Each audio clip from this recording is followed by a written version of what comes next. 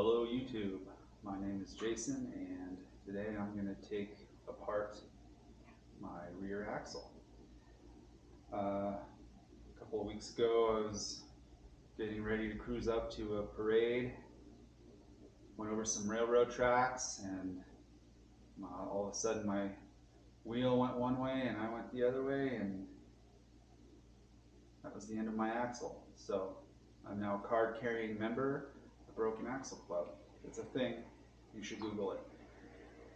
So today I'm going to start by taking apart, well, I'm going to start by removing the rear end from the Model T and opening it up, taking a little initial peek at things, and then I'm going to haul it down to my buddy Jim's place. He's got a nice big shop, and that's where I'm going to ultimately go through it and repair whatever needs to be repaired. So let's get started. Well, before we get too far along here, I thought I would just give you an up close and personal on what actually happened. So the wheel was riding on the axle and it just decided to wear out. Snapped clean off. Took out the inside brakes, which I've already removed. Spilled a ton of oil on the Ruxtol bands. I think the band itself is okay, but I think I am gonna have to reline the brake, replace the axle, and the backing plate got bent clean off and ground down. So that's the damage. I was gonna take apart my Ruxtol rear end this winter anyway and go through it, just because I had never gone through it since I purchased the car, and I wanted to make sure everything was good inside. But now I have an excuse to start that project a little earlier, so I guess I'm lucky in that regard. Anyway, let's go ahead and start removing it. Okay, first things first, we're gonna go ahead and wrap some string. You can use whatever you want. I'm not saying that any of this is the best way to do this, but this is how I do this. We're going to wrap this around the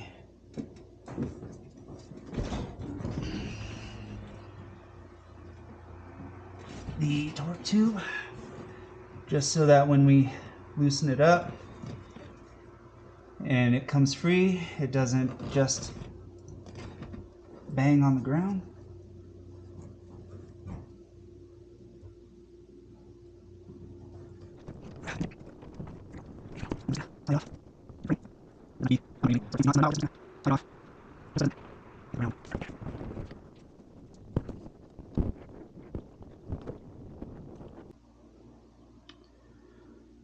There, just something like that.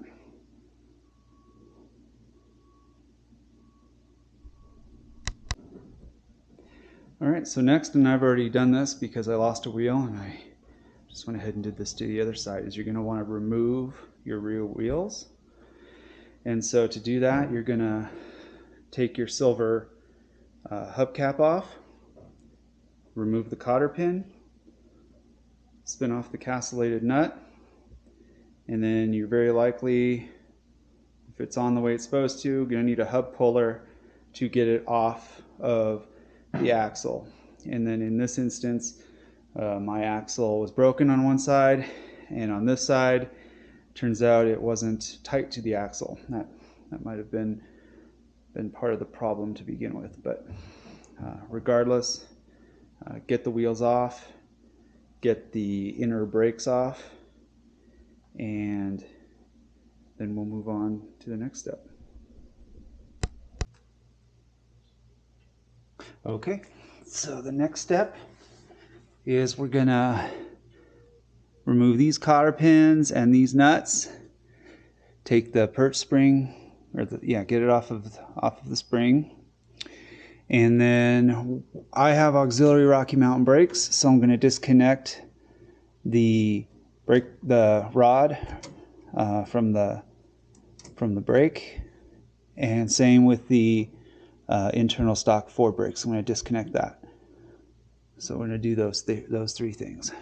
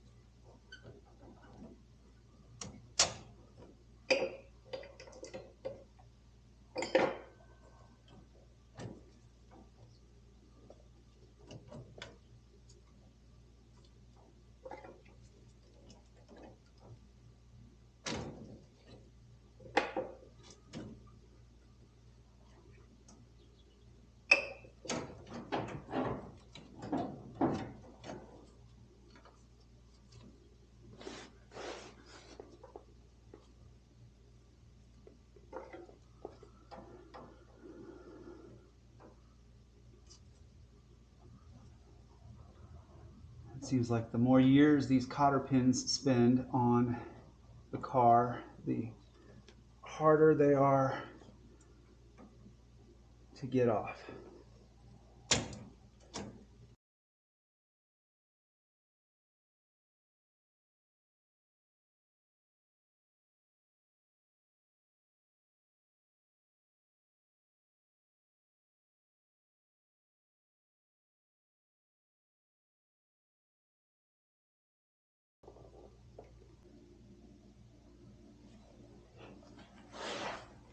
Okay. We're also going to go ahead and take this holder off so that the brake rods can come free. I'm going to take this off.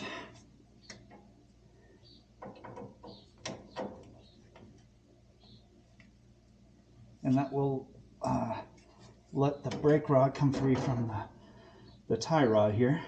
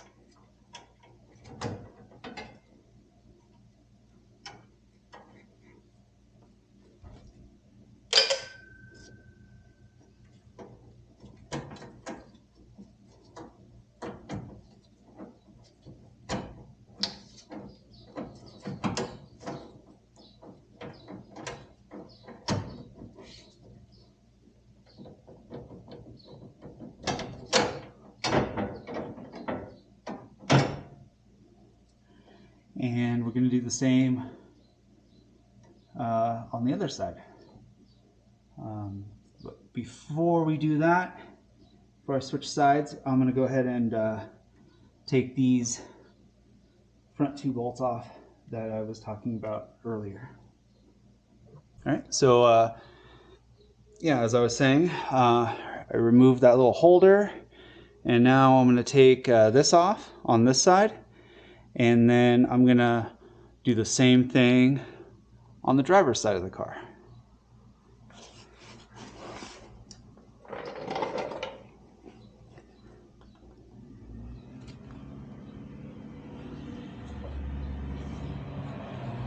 And all these parts, these nuts, we don't reuse cotter pins, but the castellated nuts, the bolts, the pins, everything, I'm going to put them in a parts washer later today and get them shiny and new. I will also do that to all of the components of the Ruckstall as well, just to make sure, in order to inspect them properly, make sure that they're in good working order. You really need to be able to see them for something like that. So, not fun, but something that's got to be done. We got to clean all these parts up before we put them back on.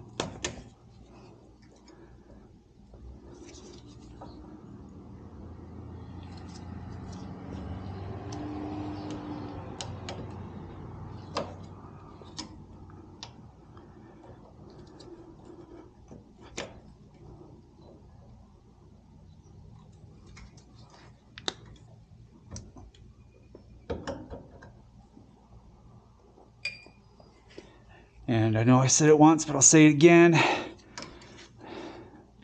Cotter pins are cheap insurance, so please don't reuse them.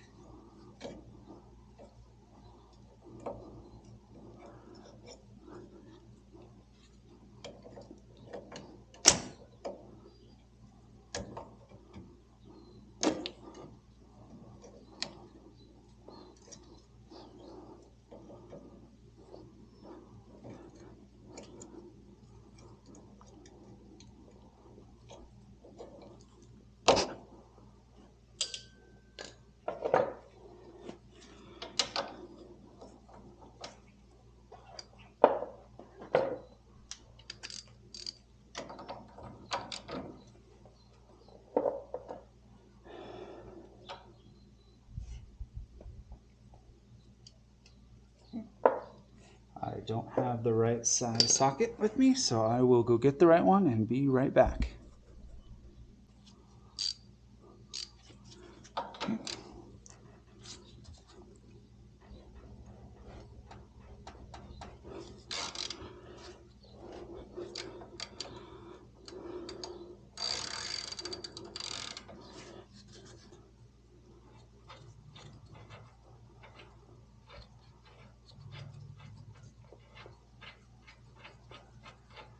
These took quite a bit of persuasion. I think it might be because there was paint over them and possibly a little bit of rust. And I don't know when the last time these were off. I know this car was last overhauled right around 1990, at least the engine was. So I'm kind of assuming that if anybody ever did go through the rear end, it would have been right around the same time, right around 1990. So these have been on a while.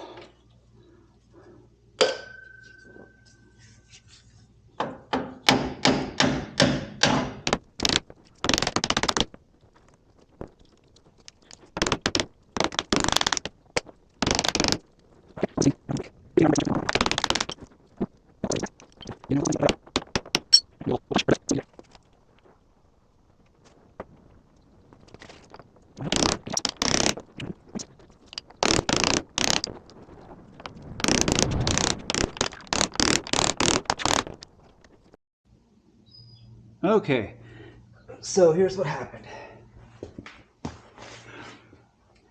As I was on the passenger side, as I was backing out, these guys, the purse spring, I noticed it was hitting my Rocky Mountain brakes. I was hitting this part right here. So I had to undo these two bolts, which come through the backing plate, and remove this on both sides. And then that gave me enough room for that to slide out. So what I did on this side is pretty much the same thing. Took these bolts off, and then I'm gonna knock these out. So I guess in short, it's actually a pretty easy process, relatively straightforward, removing your rear end. Ford made it simple and easy to do intentionally, but the hard part is if you have auxiliary brakes, as I've learned, like the Rocky Mountains, and when things are rusty and haven't been taken apart in, you know, who knows how long. Sometimes things stick.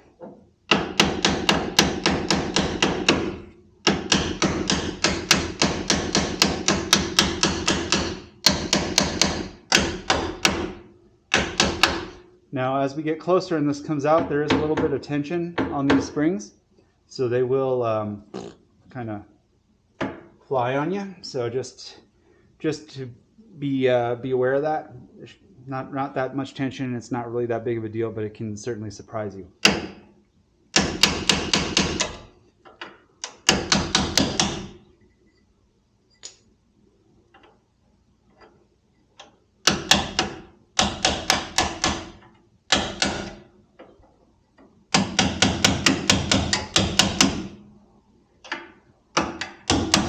All right, so as you can see, it's starting to let go. As I drive this out the rest of the way, this will spring a little bit. So.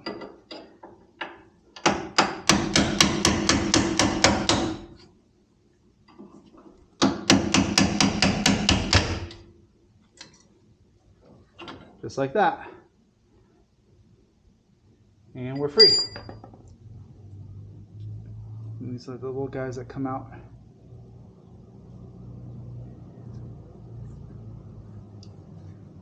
And then what I'm going to do is I'll clean these holes out with some brake cleaner, get all the old grease, all the old crud out before putting it back together. So now we've got this part done. We're going to go ahead and leave the springs attached to the body. Those don't need to come out. So what I'm going to do now is, it's not technically the best, but I don't have a whole lot of fancy tools. So what I'm going to do is, under the pumpkin here, I'm going to put my floor jack just to support it. Take these out, and then we're going to go to the U-joint up there, and we're going to take those bolts out. So let me get this cleaned up, and we'll head to the U-joint. Okay, so torque tube, drive shaft to the U-joint. So what we're going to do is we're going to take, there's 4 bolts, 1, 2, 3, 4. We're going to take those out, and we got the string here to help catch this guy, keep it from just banging to the ground. And we should be home free. So I'm going to go ahead and wipe off some of this grease here first.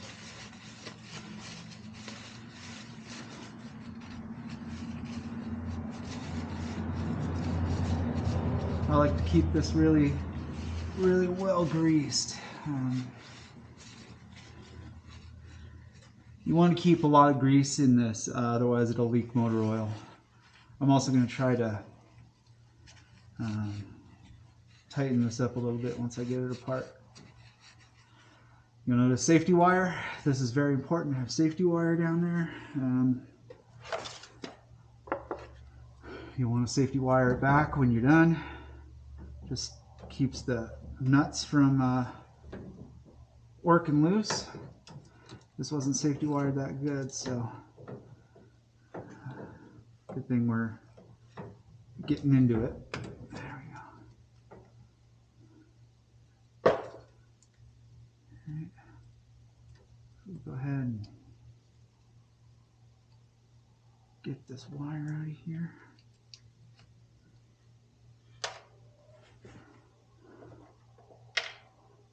Try and keep it so I don't step on it later.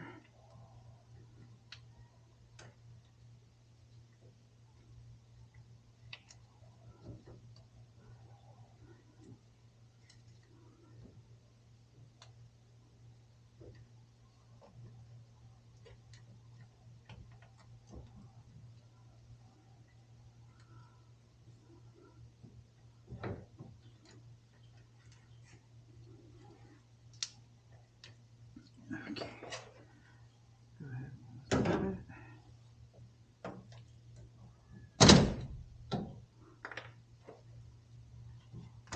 Okay. Get my crescent wrench or my socket. That wasn't the right one.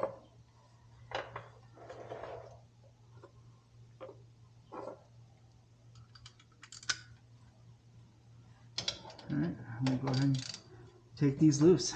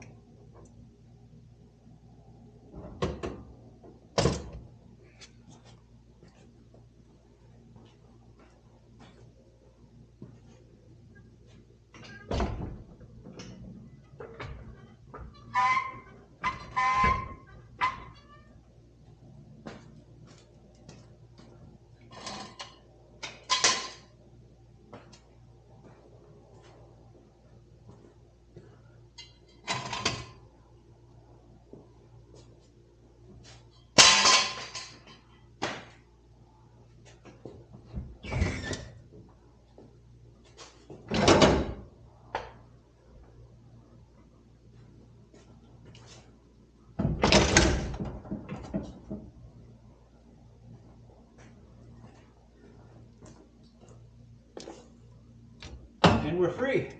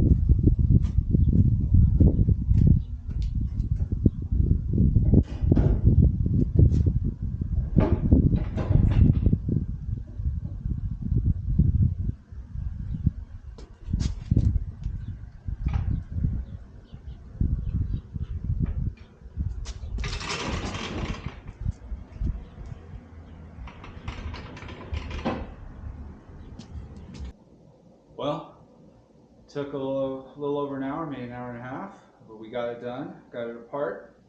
It's ready to go to my buddy Jim's for rebuilding. Lessons learned that the longer it's been sitting on there, those cotter pins and pins themselves are pretty hard to get out.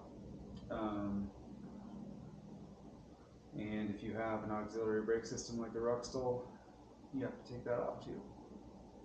But it's all just bolted onto the backing plate. It's real simple to take off, so not much to it. So that's it for now. See what happens when I get it apart. All right, thank you.